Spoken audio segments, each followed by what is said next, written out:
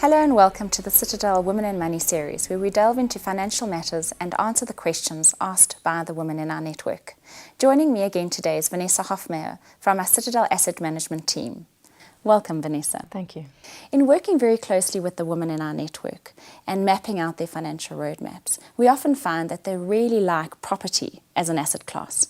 Help us understand the risks associated and the upside of having property in your portfolio.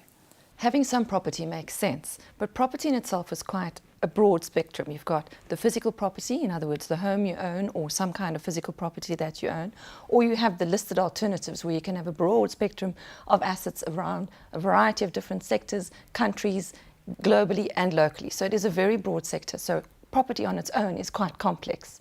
If you look at the listed property market, it's been an excellent investment. Over the last 20 years, you've returned in the order of about 20% if you invested in South Africa. It's been a very good place to be. Globally too, listed property has been an excellent investment.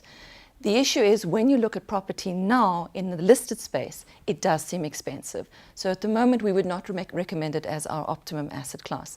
Physical property is a very different decision. It is often an emotional one, and also having some physical property in your total portfolio makes a lot of sense. It isn't very liquid, so when you want to sell it, you might not be able to get the money as soon as you want to.